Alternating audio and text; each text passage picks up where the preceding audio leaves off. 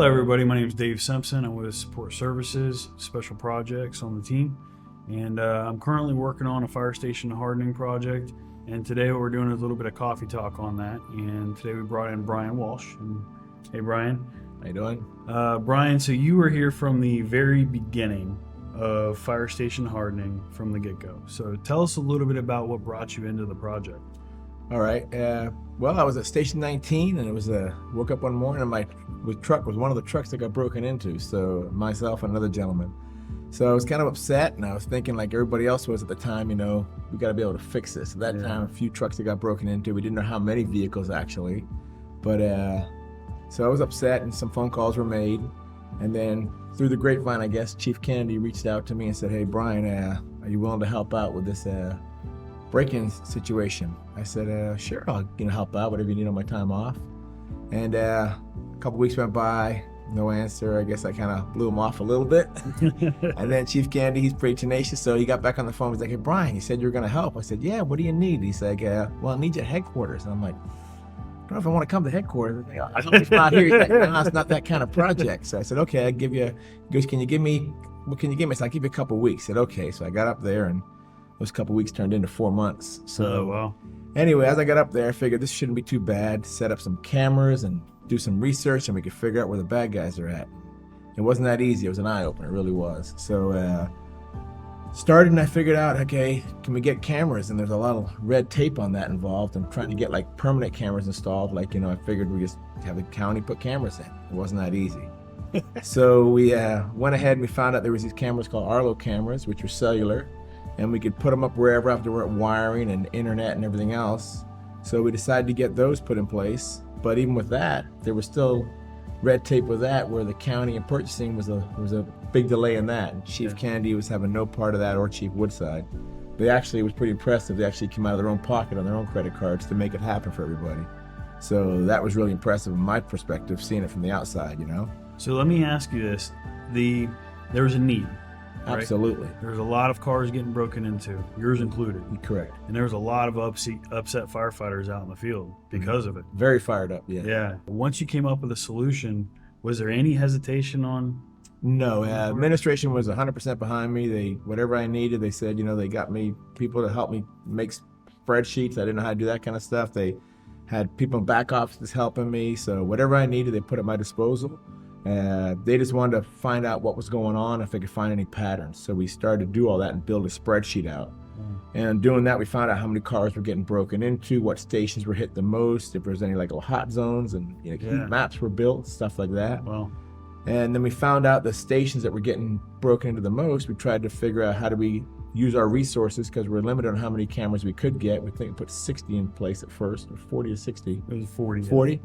And those cameras went in place at those stations, 2 per station on most of them, on the high stations. And we did end up on some of that footage finding some of the vehicles that were getting broke into, which helped PBSO ultimately catch those people. Building out that spreadsheet, we started adding line items on there, like is lighting out?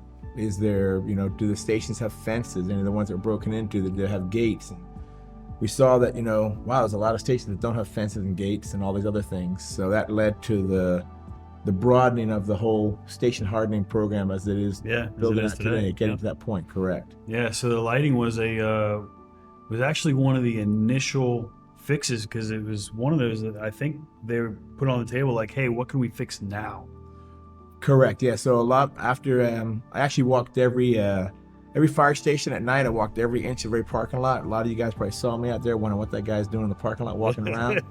And walked with a light meter to find out how dark these parking lots were. And some of them were, absolutely terrible. Right. So most of the fire stations that I've seen now, the lighting's either been new lighting added or existing light bulbs replaced with LED lighting to improve the lighting in the stations. Yeah, so that took about, probably a total of 5-6 months for the lighting? Yeah, probably about 5 months to get everything up to speed, because then Support Services kept on getting tickets to get things fixed, and they were notified too that this was a priority to get all this done. So. Yeah, PBSO, from my understanding, got called out and helped out with some of the assessments, right? Yeah, we had basically the security division. I forget the exact name of the department, but they came out. You might remember the name. Yeah, it's so it's SEPTED is basically what it is, crime prevention from environmental design. Gotcha. So they go out and they do this for private businesses and stuff and tell them what they can do to beef up their security and what they see is wrong.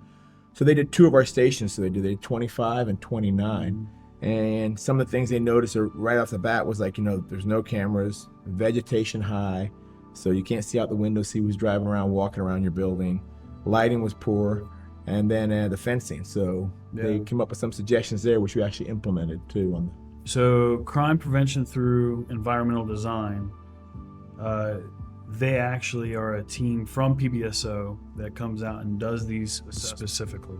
So they came up with a booklet and they gave it to us, and Brian's spreadsheet actually turned into a much more in-depth, granular thing that we've actually been able to run off of. So our program that we have today is founded, here's the founder of the fire station hardening projects. Brian, is there anything else that you want to? Just that when I came up here, I thought it was going to be an easy fix, and you always thought, you hear, I'm in the field too all the time now, so you hear the guys out there, people don't care at the Golden Palace, Yeah. But it's not like that. I mean, I was a prime example. When I went back out in the field, and I was putting the cameras up, putting out maps of where to park, people still wouldn't park there. And I'm like, guys, we can't complain about getting broken into if we don't use the tools they're giving us to solve the problem. Ultimately, we are our own worst enemy, are we not? We are in some things. It's human nature, I get it, but it's, we all can make a big difference if we all help just do those little changes, Even with lighting now, if they go ahead and they put the lighting, see lighting out at night, right in Asset Works, I'm sure someone's going to come out and fix it. Hey, I'm guilty too. So really, it's a cultural thing, if we really want to honestly help each other out in this whole thing, in this process, it takes a family to do this.